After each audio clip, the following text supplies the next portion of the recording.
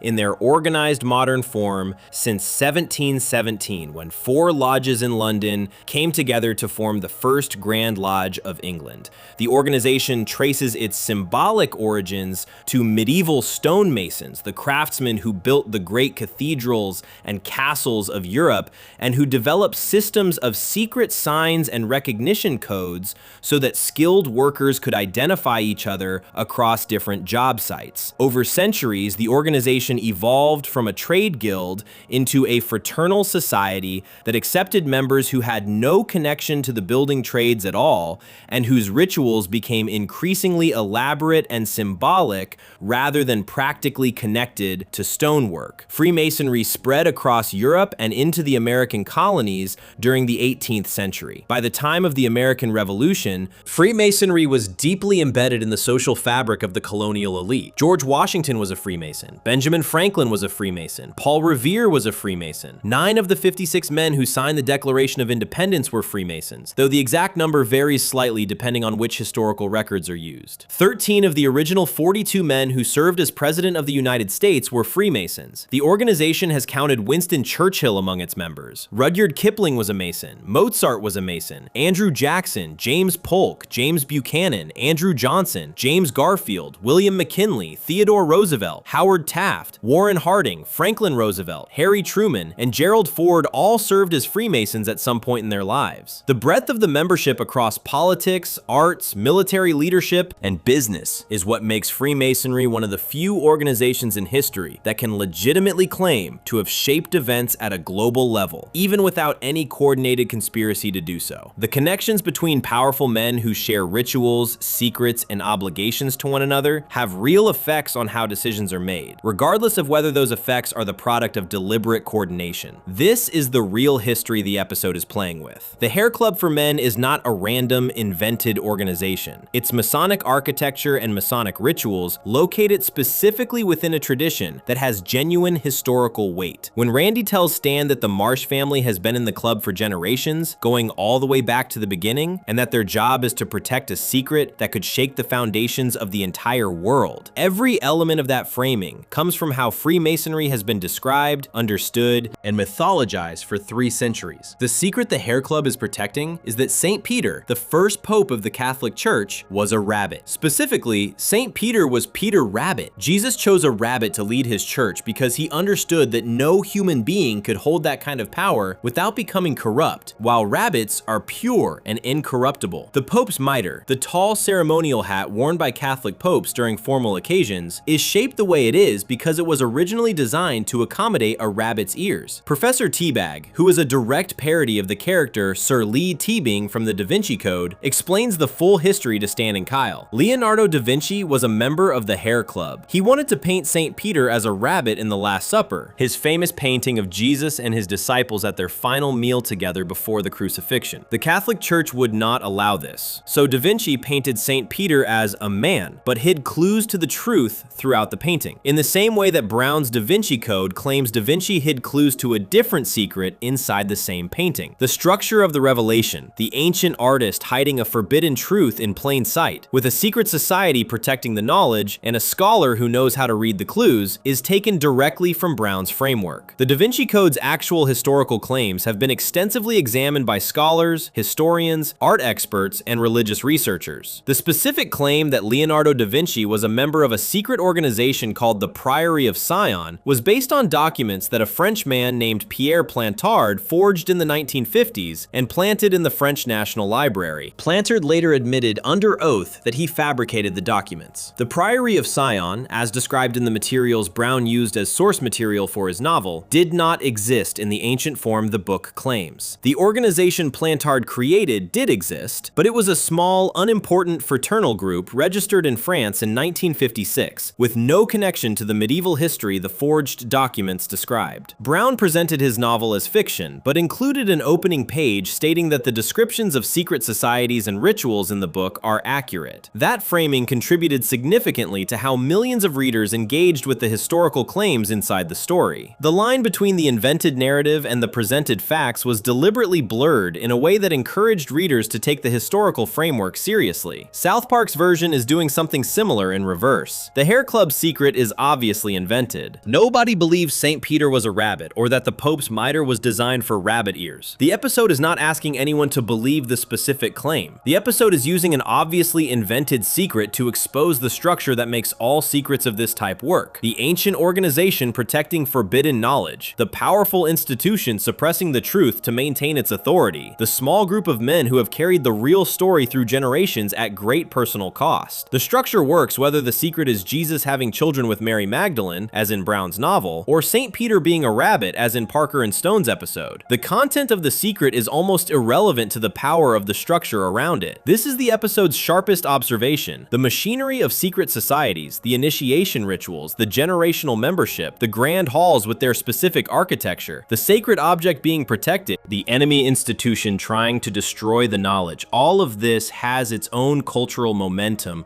regardless of whether whatever is being protected is real or meaningful. Bill Donahue appears as the villain. The real Bill Donahue is the president of the Catholic League for Religious and Civil Rights, and he had been a recurring critic of South Park for years at the point the episode aired. The fictional Donahue serves as the primary antagonist, leading a team of ninjas on behalf of the Vatican to suppress the rabbit secret. He double-crosses Stan after promising to release the Hair Club members, justifying the betrayal by claiming that Jesus would have wanted it. When Pope Benedict XVI, who appears in the episode as a character, tells Donahue that double-crossing is not very Christian, Donahue responds that he knows better than the Pope what Christianity requires and seizes the papal mitre for himself. The real Bill Donahue commented publicly on the episode. He confirmed that a photograph of himself from the episode, wearing the papal mitre, is displayed in his office. He summarized the episode's plot this way: "They have me overthrow the Pope because the Pope is a wimp, and then I take over the church and give it some guts." His tone in describing this was not one of outrage. He seemed to find it mildly entertaining. The episode resolves through Jesus himself. Jesus appears, having previously been killed in a rock in the episode's backstory, and has resurrected. Kyle kills Jesus in the Vatican prison cell so that Jesus can resurrect outside the cell and come to the rescue. Jesus asks Kyle to do this, and Kyle is deeply reluctant because of the historical weight of a Jewish person being responsible for killing Jesus, which is a joke the show had developed across several earlier episodes involving Kyle's guilt about this specific dynamic. Jesus promises Kyle, before Kyle kills him, that Eric Cartman can never know about this. Jesus kills Donahue by throwing a 5-bladed weapon that slices through him in slow motion. He then catches the returning weapon with one hand and puts on a pair of black sunglasses with the other. The episode then elects Snowball, the rabbit, as the new pope on the grounds that a rabbit cannot speak and therefore cannot tell people how to lead their lives and cannot become corrupt, which is exactly what Jesus intended. Stan's conclusion at the episode's end is that he has learned not to ask questions, just dye the eggs and keep his mouth shut. Randy tells him he is proud of him. This is the episode's actual moral, delivered completely straight by a father congratulating his son for learning that institutions work better when the people inside them stop asking why they do what they do. The Masonic elements in the episode are specific enough that they suggest genuine research. The layout of the Hair Club's hall, the initiation ceremony, the way members greet each other, the generational obligation, the secrecy around meeting locations, all of these correspond to documented Masonic practice closely enough that the episode reads as an informed engagement rather than a general impression of what a secret society might look like. The show was not inventing a generic secret organization and calling it Masonic. The show built something that looks Masonic because it was built from Masonic blueprints. Freemasonry in 2007, when the episode aired, had an estimated global membership of approximately 6 million people across 160 countries. The organization operates thousands of lodges worldwide, maintains its own universities, runs charitable foundations, and continues to hold rituals that trace their symbolic roots to the medieval stonemasons who started it all. The secrecy of its rituals, which has been a source of public suspicion for centuries, is one of the primary reasons Freemasonry has been the foundation for conspiracy theories about hidden elite control of world events. The episode does not argue that Freemasons run the world. The episode uses Masonic architecture to explore something more specific: the way institutions build elaborate structures around their own continuity, the way powerful organizations use the machinery of secrecy to protect themselves rather than to protect whatever they claim to be guarding, and the way ordinary people get absorbed into those structures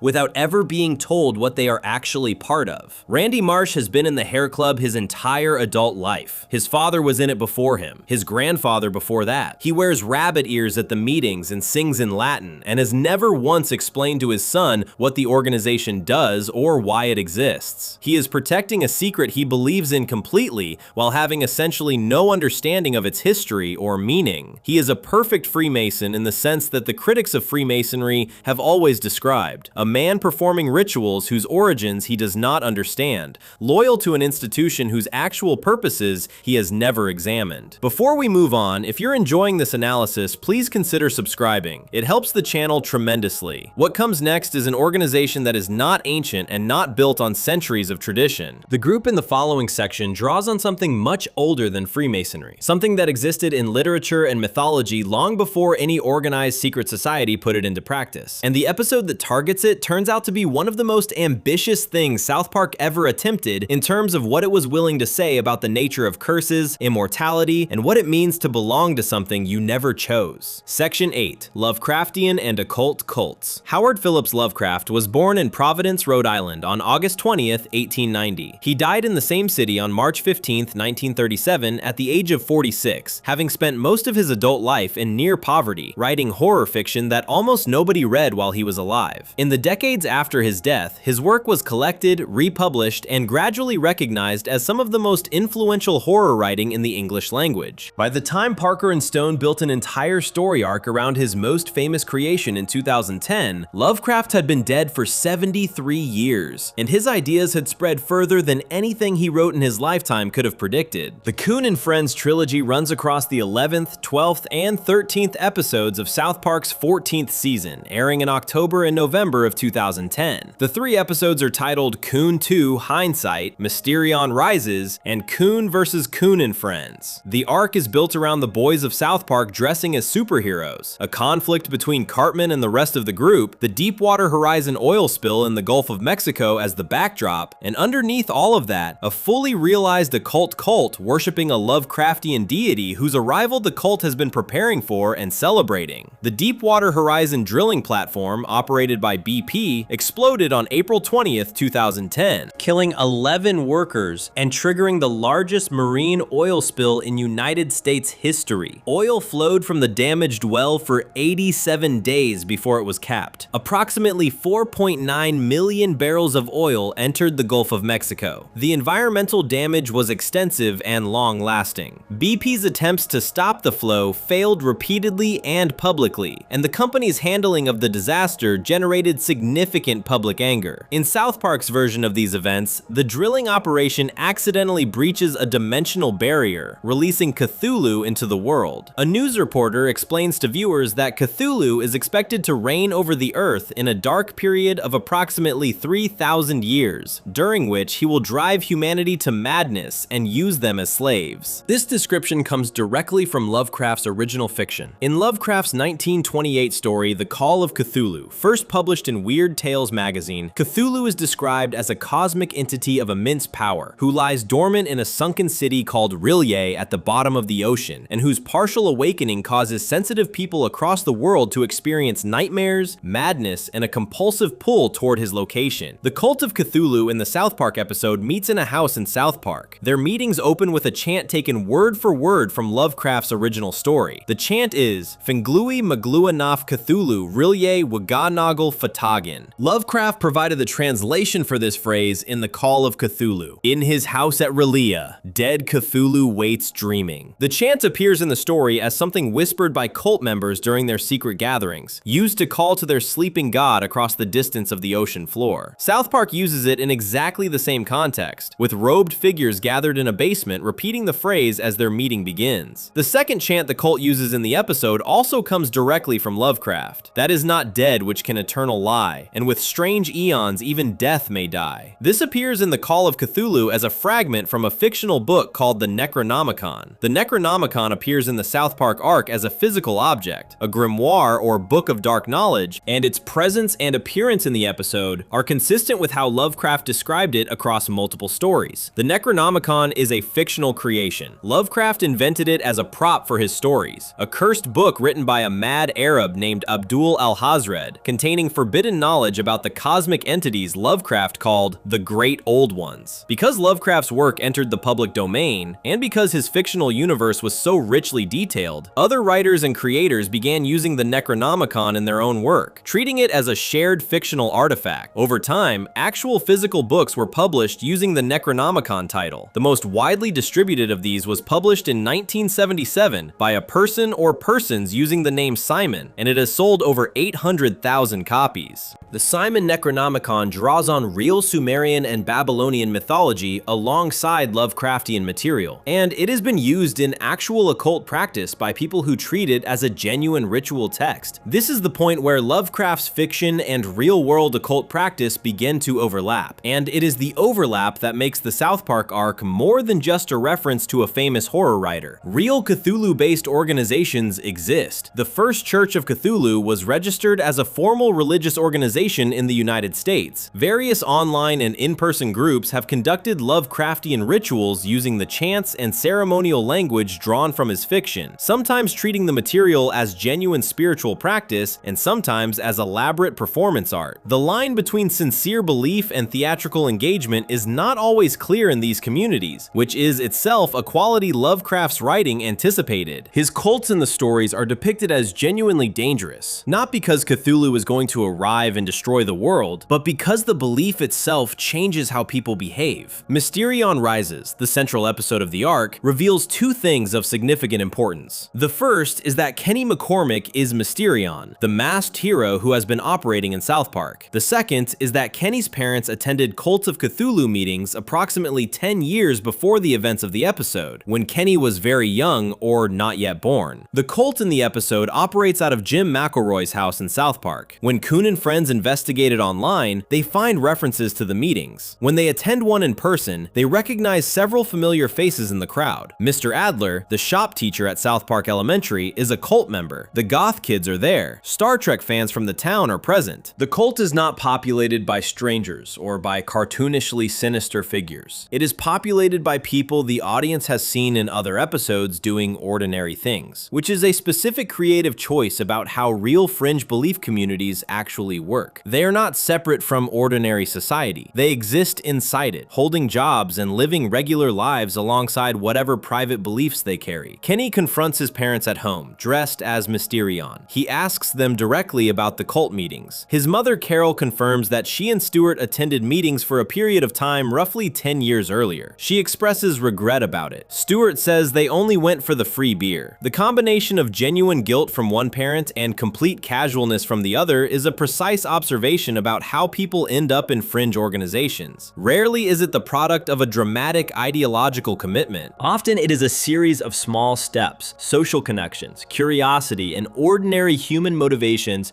that have nothing to do with the organization's actual beliefs. Kenny's power, the ability to die and then wake up in his bed the next morning with no one remembering his death, is connected to his parents' cult involvement. Carol McCormick, in the third episode of the arc, expresses regret about the cult meetings in a way that implies she understands a connection between what she was involved in and what has happened to her son. The exact mechanism is never spelled out completely. The show leaves the precise nature of the connection ambiguous, but the implication is that proximity to a ritual environment focused on the themes of death and resurrection in a universe where such things have real effects produce something permanent in Kenny. This is the arc's most unusual quality. South Park rarely treats its own internal mythology with this much seriousness. Kenny dying and coming back had been a running joke since the first season, something the show treated as a comedic constant without explanation. The Mysterion arc takes that joke and builds a genuine emotional story around it, giving Kenny a perspective on his own condition that turns 13 years of comedy into something unexpectedly painful. He is not delighted by his immortality. He is exhausted by it. He dies, wakes up in his bed, and nobody remembers. He carries the memory of every death while everyone around him moves on as if nothing happened. He cannot discuss it because no one will believe him. The Cult of Cthulhu's leader in the episode ambushes Mysterion in an alley with the goth kids. The leader carries a switchblade that belongs to the youngest of the goth kids, and he uses it to stab Kenny in the chest. Kenny dies. He wakes up in his bed. His friends knock on his door and ask why he ran away from the cult, completely unaware that he was just killed in front of them. The episode ends on Kenny's face in that moment, which is one of the most specific expressions of what it actually looks like to carry something alone that South Park has ever animated. Tom Sullivan, an artist who created the original illustrations and prop design designs for Chaosium Inc.'s Call of Cthulhu role-playing game, which was first published in 1981 and became one of the most successful tabletop games ever made, confirmed publicly in a comment on a Lovecraft fan website that his original Relier design was used in the South Park arc. He identified his design being used for the dark realm that Kuhn and friends are banished to after Cartman betrays them to Cthulhu. He also noted that his Necronomicon prop design from the original game appeared in the Necronomicon shown in the episode. Sullivan noted these details with clear enthusiasm rather than complaint, treating it as recognition of work he had done decades earlier. Cartman's approach to Cthulhu is the arc's funniest and most pointed element. While everyone else either fears the cosmic entity or worships it with elaborate ritual, Cartman simply walks up to it, behaves in an aggressively adorable way, rubs its belly, and befriends it. The sequence parodies the 1988 Studio Ghibli film My Neighbor Totoro, in which a young girl establishes a friendship with a large forest spirit through physical affection and complete fearlessness. Cartman's raccoon costume, his approach to Cthulhu in a field in New Orleans, and the way Cthulhu responds to being treated with affectionate familiarity rather than reverence or terror are all direct visual references to specific scenes from the Ghibli film. Once befriended, Cthulhu does Cartman's bidding. They fly together through the air while images show them destroying the things Cartman has decided are evil, which includes a synagogue, the city of San Francisco, hippies, and a Whole Foods grocery store. The list is pure Cartman, the random personal grudges of a child combined with a force capable of ending civilizations. The joke is that the most terrifying entity in Lovecraftian mythology is being deployed against organic grocery stores because a 9-year-old with a grudge learned how to be cute enough to manipulate it. Underneath the joke is the arc's real observation about cults and what they are organized around. The cult of Cthulhu gathers in basements and performs elaborate rituals because they believe Cthulhu is coming and will reward those who prepared for his arrival. What actually happens when Cthulhu arrives is that he ignores them completely, destroys things at random, and then allows himself to be controlled by whoever treats him like a pet. The elaborate theological framework the cult built around his arrival has no relationship to what he actually is. The secret knowledge they gathered, the chants they practiced, the meetings they held, produced nothing useful when the thing they were devoted to actually showed up. Lovecraft built his fiction around this idea as well, though he expressed it in darker terms. His cosmic entities are not evil in any meaningful sense. They are simply so far beyond human scale that concepts like good and evil, reward and punishment do not apply to them. The cults in his stories who worship these entities and expect to be spared or elevated when they arrive are wrong in the most fundamental way possible. The entity they serve has no awareness of their devotion. The universe in Lovecraft's work is indifferent to human beings in a way that makes the human impulse to organize around it, to create rituals and hierarchies and sacred texts in response to it, look both understandable and completely futile. South Park extends this into comedy without losing the underlying point. The cult is real in the episode's world. The chants they use are real words drawn from a real fictional tradition. The devotion is genuine, and when the moment they have been preparing for arrives, the person who benefits from it is Cartman, who did not attend a single meeting, did not learn a single chant, and had never heard of Lovecraft. Before we move on, if you're enjoying this analysis, please consider subscribing. It helps the channel tremendously. The next section leaves the realm of cosmic horror and fictional mythology entirely, and moves to an organization that has no mythology at all, no cosmic beliefs, no sacred texts, and no pretension to ancient wisdom. What the next organization has is white robes, burning crosses, a founding in 1865 by former Confederate officers, and a documented history of violence against Black Americans that stretches across more than a century of American life. Section 9. The Ku Klux Klan. The Ku Klux Klan was founded in Pulaski, Tennessee in December 1865. The Civil War had ended 8 months earlier. The Confederate States of America had lost. Slavery had been abolished through the 13th Amendment to the United States Constitution, ratified on December 6, 1865, the same month the Klan held its first meetings. The men who founded it were former Confederate officers. The name came from the Greek word kaiklos, meaning circle, combined with the Scottish word clan, meaning family or tribe. They wore white robes and hoods, rode horses at night, and used terror as their primary tool. The founding 6 members included Calvin E. Pont, John B. Kennedy, Frank O. McCord, John C. Lester, John D. Brown, and Richard R. Reed. The organization's first Grand Wizard was Nathan Bedford Forrest, a former Confederate general who had commanded troops at the Fort Pillow Massacre in 1864, where Union soldiers, many of them black, were killed after surrendering. Forrest formally dissolved the Klan in 1869, saying it had gotten out of his control, though local chapters continued operating independently for years afterward. The first Klan's primary activity was the violent suppression of black political participation in the Reconstruction-era South. Black Americans who voted, held office, or otherwise exercised the rights they had just been given were targeted. White Republicans who supported Reconstruction were targeted. Teachers who ran schools for black children were targeted. The Klan used beatings, burnings, and murders to achieve its goals. Congress passed the Ku Klux Klan Acts in 1870 and 1871 specifically to combat the organization, and federal prosecutions under these acts drove the first Klan into decline. The second Klan was founded in 1915 by William Joseph Simmons at Stone Mountain, Georgia. Simmons was inspired partly by D.W. Griffith's film The Birth of a Nation, which had been released that year and depicted the first Klan as heroic defenders of white Southern civilization. The film was a massive commercial success and was screened at the White House for President Woodrow Wilson, who reportedly said it was like writing history with lightning. The second Klan expanded the original organization's targets beyond black Americans to include Jewish people, Catholic immigrants, and anyone the organization considered insufficiently American. At its peak in the mid-1920s, the second Klan had an estimated membership of between 3 and 6 million people across the United States, with active chapters in northern states as well as the South. The third era of the Klan emerged in the 1950s in direct response to the Civil Rights Movement. The Brown versus Board of Education Supreme Court decision in 1954, which ruled that racial segregation in public schools was unconstitutional, triggered a resurgence of Klan activity. The Civil Rights era Klan was responsible for bombings, murders, and organized violence against civil rights activists across the South. The bombing of the 16th Street Baptist Church in Birmingham, Alabama on September 15, 1963, killed 4 black girls who were attending Sunday school. 3 members of the Ku Klux Klan were convicted for the bombing, the last of them not until 2002, nearly 40 years after the attack. The murders of civil rights workers James Chaney, Andrew Goodman, and Michael Schwerner in Mississippi in June 1964 were carried out by Klan members with the involvement of local law enforcement officers who were also Klan members. 7 men were eventually convicted in federal court in 1967 on civil rights charges. None of the convictions were for murder because Mississippi state prosecutors refused to bring murder charges. Edgar Ray Killen, identified as the organizer of the murders, was not convicted of manslaughter until 2005, 41 years after the killings. Chef Goes Nanners aired on July 5, 2000, as the 7th episode of South Park's 4th season. The episode was produced faster than the already fast standard South Park production window because, as the show's own materials confirm, the writing staff wanted to leave for the 4th of July holiday weekend and threw the episode together in an accelerated push. Parker confirmed in episode notes that the story was based directly on the real controversy in South Carolina over whether the Confederate battle flag should be removed from the State House dome, a debate that had been running for years but reached a formal resolution in the weeks immediately before the episode aired. The South Carolina State House had flown the Confederate battle flag since 1962. The flag had been raised during a period of significant civil rights activity, and critics argued for decades that its placement on the State House dome was a deliberate statement of defiance against civil rights progress, rather than a neutral acknowledgement of history. Governor Jim Hodges signed legislation on May 23, 2000, directing that the flag be moved from the dome to a monument on the State House grounds. The flag came down from the dome on July 1, 2000. Chef Goes Nanners aired 4 days later. The episode's setup is that South Park's own town flag depicts 4 white stick figures hanging a black stick figure from a gallows, while the white figures cheer. Chef, the school's cafeteria cook and the show's primary black adult character, goes to the mayor and demands the flag be changed because it is racist. Jimbo, one of the town's adult residents, defends the flag on the grounds that it has been part of South Park's history since the town was founded, and that changing it would erase that history. The mayor assigns the debate to the school's student debate club, pairing Stan and Kyle on the side of keeping the flag and Wendy and Cartman on the side of changing it. The debate structure is the vehicle for the episode's central observation. Stan and Kyle, tasked with defending the existing flag, conduct their research and build their argument without ever registering the racist content of what they are defending. They look at the flag and see a man being hanged. They build their case around capital punishment and historical preservation, and the importance of not changing symbols just because some people find them upsetting. Neither of them has processed the fact that the figure being hanged is black, and that the figures doing the hanging and cheering are white. The racism is completely visible in the flag and completely invisible to them. This is not presented as stupidity on their part. The episode makes clear that Stan and Kyle are not dumb and not racist. They simply have no framework for seeing what Chef sees when he looks at the flag, because they have no personal experience that would make them look at it the way he does. They see the image and their minds fill in a generic hanging rather than a specific one. Chef looks at the same image and sees exactly what it is, which is a celebration of racial violence drawn in the simplest possible terms. The Klan arrives at City Hall during a public meeting about the flag. A local chapter marches up, loudly declaring their support for keeping the flag unchanged, describing it as a symbol of white power. Jimbo, Ned, and the other townspeople who have been defending the flag are immediately uncomfortable. They do not want to be on the same side as the Klan. They are not Klan members. They do not share the Klan's ideology, but they are now publicly associated with an organization whose entire history is documented violence against Black Americans, and that association is damaging regardless of their individual intentions. Jimbo and Ned decide to solve this problem by infiltrating the Klan. They go to a nighttime Klan meeting in the woods wearing robes and hoods so they are not recognized, and suggest to the Klan's leader that the organization should switch sides and begin advocating for changing the flag. Their logic is straightforward. The majority of people will automatically vote against whatever the Klan supports. If the Klan publicly advocates for changing the flag, the vote to keep it will surge. The Klan leader immediately understands this and embraces the strategy. The Klan switches its public position. The nighttime meeting Jimbo and Ned attend is shown in detail. The Klan members play a game called Who's Got the Silliest Thing On Under Their Robe during the meeting. They hold a cake raffle, they sing. The meeting looks, in most respects, like a community gathering for a civic organization, complete with refreshments and group activities. The contrast between the mundane social texture of the meeting and what the organization's members have historically done, the bombings, the murders, the organized campaigns of terror against Black Americans across more than a century, is the episode's most pointed observation. This detail draws on something documented about how the Klan actually operated, particularly in its second era during the 1920s. For millions of members across the United States in that period, Klan membership was a social activity as much as an ideological one. Local chapters held picnics, ran charitable drives, organized community events, and functioned as fraternal organizations in many of the same ways that Freemasonry and similar groups did. The violence was real and the ideology was real, but wrapped around both of those things was an enormous amount of ordinary social activity that made membership feel normal and even respectable to the people inside it. This is part of how the organization reached 3 to 6 million members in the 1920s. Extreme ideology does not spread to that scale through ideology alone. It spreads through the social infrastructure built around it. Jimbo and Ned leave the meeting satisfied that their plan has worked. On their way out, still wearing their robes and hoods, they run directly into Chef. Chef sees two figures in Klan robes leaving a nighttime meeting in the woods. He forms the obvious conclusion and drives away in anger before either of them can say anything. Chef's reaction is the correct one given what he can see. He has no reason to assume that two people in Klan uniforms leaving a Klan meeting are not Klan members. The fact that they are there for a different reason is information he does not have and has no way to get. The episode runs this miscommunication through several scenes where Chef's anger at the town deepens because he believes Jimbo, who he has known for years, is a member of the Klan. Chef stops being able to separate the individual people he knows from the larger position they appear to be taking. He begins directing his anger at everyone he sees as defending the flag, using language that the episode treats as a form of its own prejudice, the substitution of a racial label for engagement with the specific people in front of him. When the children's debate is finally held in front of the whole town, Stan and Kyle present their case. Their argument, built over days of careful research, is that the hanging depicted on the flag is simply a man being hanged, that capital punishment is a documented historical practice, and that the flag's imagery is not inherently different from other historical symbols that involve violence. They have put genuine effort into the argument. It is thorough and organized and completely misses the point. Chef stands up and demands to know why neither team has addressed the racial dimension of the flag, the fact that the figure being hanged is black and the figures cheering are white. Stan and Kyle look at each other, then they look at the flag. Then something shifts in their faces. The specific expression of a person who has just been shown something that was in front of them the entire time and cannot understand how they missed it. They did not see it because they had not been given a reason to look for it. Their lives had not included the kind kind of experiences